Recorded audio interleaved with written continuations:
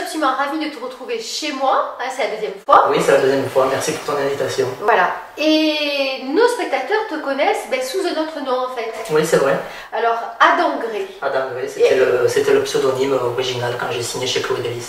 Et maintenant, tu nous reviens avec un autre bouquin, on Oui. en va en parler, hein, sous ton vrai nom. Sous mon vrai nom. Joël Pierre Volpi. C'est ça.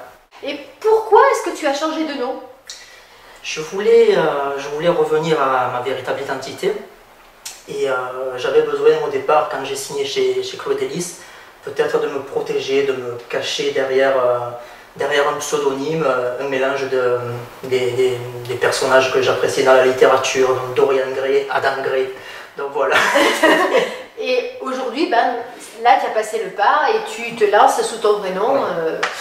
Et donc tu nous reviens avec un recueil de nouvelles, mais qui est vraiment très très loin de ce qu'on a pu lire Oui. de toi, Oui. qui s'appelle Contes épouvantables et fables fantastiques. Hein, Ça fait peur?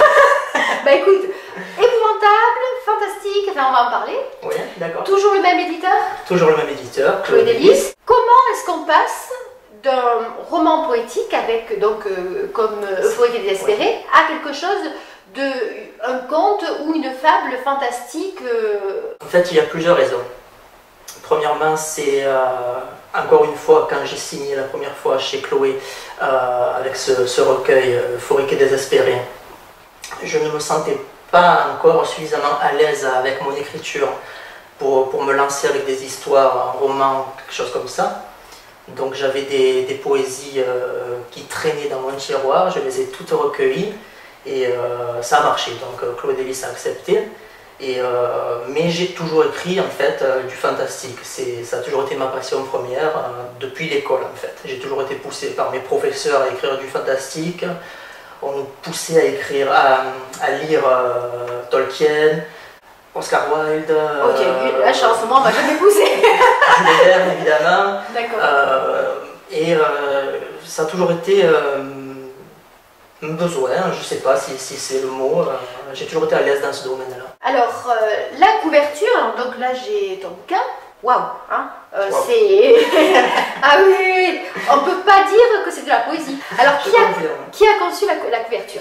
Alors, la couverture, je l'ai faite moi-même, donc, et c'est sur un site qui s'appelle Listock que j'ai acheté l'image, donc... Et ensuite, tu as tout mis en page. Voilà. Dans ce recueil, combien y a-t-il de nouvelles? 13. Ah chiffre... 13 nouvelles. Tu l'as fait exprès. Je l'ai fait exprès. D'accord, bon. Alors, avec ton titre, il y a Contes épouvantables et fables fantastiques. Donc, on a deux pôles. Contes, fables, épouvantables, fantastiques. Tu peux nous expliquer un peu ton titre? En fait, il y a 10 histoires qui sont vraiment, on va dire, sanglantes, horribles. Pour reprendre les mots du comité de lecture, des histoires horrifiques et horrifiantes. Oh là. Je pense que c'est un compliment. Oui.